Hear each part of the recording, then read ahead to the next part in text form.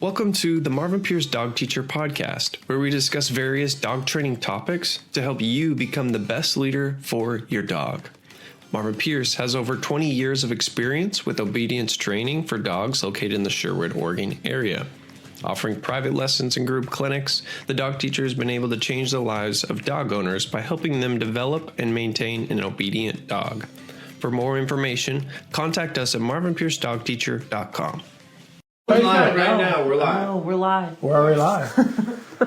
We couldn't get our group together, so we just fired it off. It is what it is. I couldn't get it together. So Yeah, Bianca ain't got together. So one of our things is going to be the weather's really pretty out. If you're inside, we had to go out, so it's not as nice. But you know what? It ain't bad.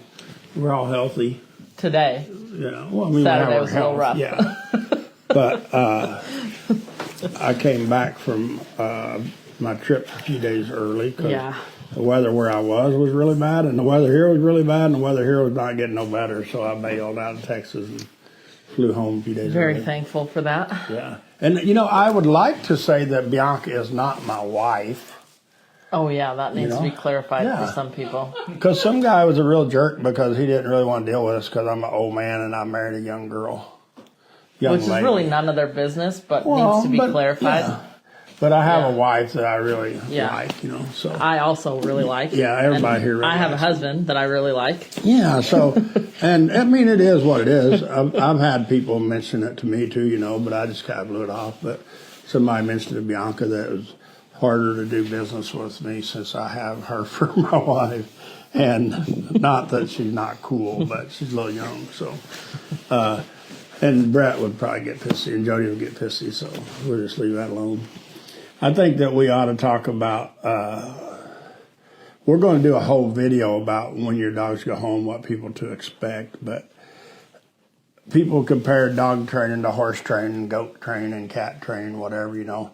To me, it's all training, you know. Mm-hmm. The biggest thing is normally your goats and cattle and horses don't sleep in the house like your dogs and cats. Yes. So it's a lot different. You won't ever spend as much time spoiling your goats Or your horse. as you will your dog. And people try to say, well, you just have to be a leader. That's true. But sometimes you have to know how to be a leader and know what a leader really is. Mm-hmm. And I always say nobody just goes and gets a puppy and says, oh, I'm just going to screw this thing up and let it start biting me and everybody else in a year. No, I don't think. Well, I won't say nobody does that, but maybe. Our clients don't want that, and that's why they're here, is try to fix those problems. But it's way harder on the human than the dog to fix the problem, because the human who created it a lot of times have a harder time just staying on top of it. Mm-hmm.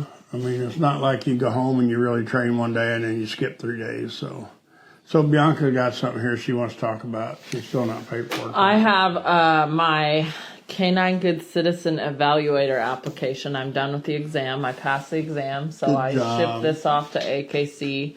And assuming they approve us, then I will be able to do CGC tests here. So what is that exactly? It is Canine Good Citizen, and it's a series of training things that you will test. Basically, your dog has to prove that you can greet other people, shake their hand without your dog being impolite. Your dog has to ignore the other person's dog. You meet another person and a dog. They have to sit and be polite. They have to sit and stay while you walk like 10 feet away, which is really pretty easy if they've trained with us and you follow through. And then recall them from like 10 or 15 feet away. And then heel, make a left turn and a right turn, come back. Then one of the hard parts for me, because I took this test with Scout, Mari, Tilly, Theo. I think that was it, right? And it was hard for me to leave Scout with a stranger, but that's part of the test. Is there's someone sitting in a chair, and you ask them to hold your dog on a leash, and you leave. And the whole thing is for that was you didn't train any of those dogs to pass that test. No, they were just were in our normal program. training. Yeah. And they went there. So yeah, and there's a lot of dogs that have been through our program that I think could pass it. And I think what I'll do is I'll do some Canine Good Citizen practice clinics where you can practice and we'll go over the things. The main thing is that you can only use a martingale collar or a slip leash. And so I took the test with our dogs with a slip leash, and I had all the confidence in the world that they would do good. But I think it is a huge opportunity for people to advance and not forever rely on having the remote in their hand and growing off of the e-collar. And we want you to use it when you go home so you can convince the dog that you're going to be a leader. But all these things we feel are attainable. Now, what do they do with these dogs once they do all this? So Canine Good Citizen is you just get a title for this. But can they go places? No. You can't go nursing homes or nothing? No. So they just get the title? Yeah. So then the next step would be... Then you can go on to further training. You can do advanced. There's Canine Good Citizen Urban, where you do it in town, like at a Costco or something. And then there is therapy training that you can go beyond to, but you kind of have to prove that your dog is polite and respectful in public and is okay with strangers. And like you said, I think there's so many of the dogs that came through here could do that. Yeah. And some of them might have to brush up, like you said, go to the sure. clinic or something, just because they haven't been keeping on top of it. And I am not going to be an easy Yeah, probably easier to go somewhere else to get it. he might pass easier somewhere else. Brett, you got anything on there? Yeah, Rochelle commented and she said, Bianca looks like she's ready for the tundra, and Marvin looks like he's ready for a regular day on the farm. Well, Bianca is like cold. And Heather has it like, 61 degrees in there or something? It is not 60 in here. 67. Maybe the thermostat is set to that, but it's not 60. Yeah, it ain't that in here. It's warmer in our dog barn. That's what I thought. Than it is in the office. It is Yeah. warm. It's pretty bad. But Heather's in Only here. to keep it not She don't even too have her hot. coat on, so she must be okay. You got a bunch of people just sign on, so if you maybe want to quickly just debrief what you just talked about. We were just talking about how I'm filling out my evaluator application for Canine Good Citizen through AKC, Can assuming people we get hear her approved. with her thing over her mouth? Assuming I get approved for it, then I'll be able to be an evaluator for your dog to take that. What's wrong with? Let me just. Can't even speak. Hanging on her lip. Oh, their scarf when it comes up, they'll still There you go. Don't look. I'm just kidding. So I'm really excited about this. There's a few people I really think should do this. Rochelle should do some practice and do it with Chevy because And she Finn? could totally pass it. Finn absolutely should do it, and I want to take Finn And a lot of other dogs do. farther with the therapy stuff, and for him to be able to go into schools. And then Crystal and Carla. So you could tag some of these people and tell them I have some practice clinics coming up and some challenges for them. I have And a lot of some- other dogs that I think Yeah. can do it. I just can't think of half of them right now. Alan, Jennifer with Alan should practice Yeah. for this. She could pass it. It Heather's could gonna be do a it. really Yeah. fun thing for you. It could be a goal to set to be able to do this with Bianca. Like I said, because, I always remember one time when you were working a dog and you asked me to grade you from 1 to 10, and I said below a 0. Yeah, I do remember that. I thought you might have forgot it, but No, how I bad didn't. you felt. You didn't say below 0. You said I couldn't even give you a grade. Yeah. I remember it clearly. So does this mean that people, if they want to get their certification for their dog, they can come to you? Assuming my application gets approved, Okay. then yes. And then they can get their certification for their creation. Yes, I passed the exam, but they have to approve my application. That's a big deal. Yeah. So, and we talked about Bianca not being my wife, which it might go back on this, We had a customer that was very upset Yeah, and that- wanted to train their dog here, but didn't approve of Marvin's relationships. And they assumed I was his wife, and I cleared that up for him, but we figured we might clear that Yeah, up and I for had a anybody. couple other people. Because we very much love our spouses. Yeah, so I have a wife, and I have a wife, Jody, and Bianca has a husband, Brett. So, but I think that for me, always, I like to see people train on their dogs to be better, and the owner be a better handler, And I was talking to someone the other day about rodeo people's dogs. It might have even been We were talking about it with somebody. I don't remember who. But it's like how them dogs are. They just don't get in much trouble. No, we were at the cutting. Yeah, in Fort Worth. The National Cutting Association event in Fort Worth, Texas, and we're in the middle of Fort Worth, and this area is like kind of a gated community, but certainly plenty of areas that a dog could escape. And there were dogs everywhere, off leash, no e-collars, no prong collars, and they just followed their handler. And some of them were 30 feet back, stopping and saying hi to someone on occasion, but no dogs jumping on people.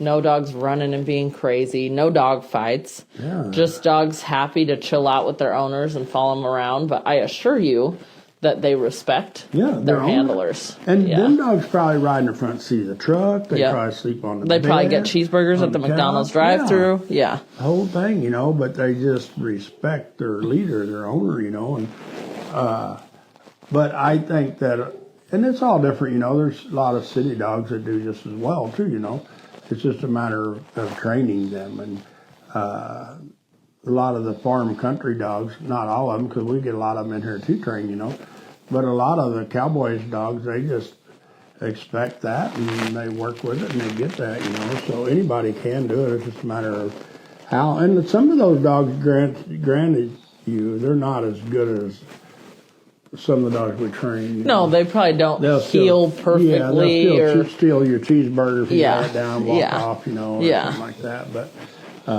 they might jump on your bed without permission. But I think they mostly stay out of trouble and are polite. Yeah. And the Junior Rodeo Association, I think that's what it's called, grandkids are in. We was there to several of those last summer, and you've seen so many dogs, and they're all pretty cool. So it's fun to see the different type of dogs with different types of handlers and people and different lifestyles, But a lot of these dogs aren't cooped up in the house either. They're out running around the farm and stuff. So, Brett, you got anything you want to add? You got anything on there? Pam Harrison says, "Hey guys, Hey. Hi. How are you doing?" the shelter would be somebody good to tell." She's about probably that, too. snowed in. Who? Pam. It would be so fun to see. We could get Jolie Yes. to do this. Where's Jolie at? The shelter. Oh, she there now? Yeah. Yeah. I'll get her to go through it. To do the And Canine then, Good Citizen. Yeah. Dennis Paulson said, "Hey guys, we love your live sessions. We hope Gus is doing great, and we can't wait to see him." Hey, we just called you. When do you want to Yeah, I come? told him, hopefully Thursday if we can get you up here. Yeah. And we might even meet you in town if the roads up here are bad. They haven't been, but we want to keep we'll Gus see a how few it goes. extra days. We would like to keep Gus a few extra days. He's a little bit ornery. Yeah. But He's doing really good. Yeah, I'm happy There's with just a progress. few things that he's not where we want him to go home in the next 3 days. So, but if you can, I don't know, return the call, I guess, or email Heather, or call Heather, or whatever, and Bianca, I don't know, whoever it is. Dennis says we are okay with that. Yeah. That's great. Yeah, we'll have you come up But so we you want can see you to him do and some work with lessons him. with Yeah. him just to try Yeah. to get you on the same page. Yeah. I'd take him anywhere now. I don't even worry about him, I wouldn't turn him loose in town or something yet. Not yet, yeah. I don't ever turn Yeah. nobody's dogs loose after 3 weeks of training in town, so that's not uncommon. But he don't drag me down on a leash, and he heals pretty good. The girls all can handle him here, so that's a big. He plus. really is doing good. Our standards are just up here. Yeah. Yeah. And he's just a little bit ornery, so but I always like that. Pam says she's iced it. Yeah, I Down kind of in figured. Sheridan. Sheridan, you can't even make it to the Dairy Queen. That's terrible. Dennis says, "Sounds good. We will call you later today." Sounds good. Thanks a lot. So I got to get my Uber going and take some people home. So Bianca, you got anything you want to add? Or you need to race right now? No, that's something. I think I want to touch a little bit on resource guarding. You got a bunch of people here if you want to keep. I want to talk about resource guarding and how many different kinds of resource guarding there is. Because what I really saw with Rocco yesterday, and it could have been a different experience at home, and all of us feel Rocco's not really aggressive, but we won't ever tell someone when they take a dog home that has had resource guarding in the past, go ahead and take a peanut butter and jelly sandwich right out of his mouth, Right. But for him, there's so many different ways a dog can resource guard. You could have two dogs standing in front of you and you're eating a peanut butter and jelly sandwich and dog A attacks dog B because you have food.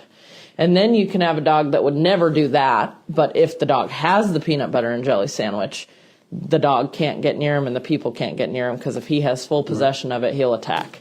Or if you try to take it from him, he'll bite you. Or at least threaten to. Or walk by the dog food. Yeah. And then there's some dogs that that the food isn't in their mouth, but the food is near them, Or and stick. they'll bite you for that, for being stick, near or the ball. thing that they feel is in their possession. And there's some dogs that you are carrying a bag of food out, and it has food in it, and they attack you because you have food. And so it goes beyond food and toys. It can be sticks. I have seen dogs resource guard a clump of grass. Yeah. That they have something, they are just turds about it. And they haven't ever been told they can't have things. And I think people get in so much trouble, especially in a multi-dog home. You have 2 dogs, and Heather and I talked about this with her dogs, because at first, when she brought the puppy in, she had Coda's bed and she had Harlow's bed, and she wasn't ever letting Harlow get on Coda's bed. And I said I would mix it up a little bit so that Coda doesn't get the idea that no one is allowed near his bed and it's his property and he paid for it. And so she lets them switch a little bit, but she mostly makes them go each to their own bed, but she doesn't protect Coda's bed like it's his property and he owns it and he's allowed to guard this thing. And that's what I always talk about with dogs in a bed when you have little kids. For me, and I know by Jody's dog Trin, I think it was Bailey probably, maybe when she was a little baby, they had to leave Trin alone when she got on her bed because it was in our bedroom beside. That's fair to the dog. But I went in there one time and Bailey was curled up with Trin on Trin's dog bed. Yep. Because Trin didn't get a paycheck. And if we had a dog in here right now, let's say we have Rocco on a dog bed, and Brett comes in and gets too close to Rocco's bed and Rocco growls, we would address that. Yes. Some people would say, that's his bed, you need to give him his space. You do need to ignore the dog, but he can't be growling at people for walking near his property because he doesn't own it. That's right, what Rocco right. yesterday, I came in when you and Mariah was working with him and giving him an elephant ear, and I had him to bring me the elephant ear where earlier you couldn't even get around him with the elephant ear. Right. But I didn't bring it to me, and I touched it and told him to draw. And I don't recommend the owners do it like you said, because you get in trouble. Yeah. But you should be able to do that. Yeah, If you I train was with your dog, taking you should it be able from to his do it. mouth. Yeah. Yep. And I had him to bring it to me and hand it to me, and I told him to drop it. He dropped it and walked off. He went to play with a towel. And we had a bag of treats out, we had dog food, we had the elephant ear, which the elephant ear is like the thing he really wanted. Yeah.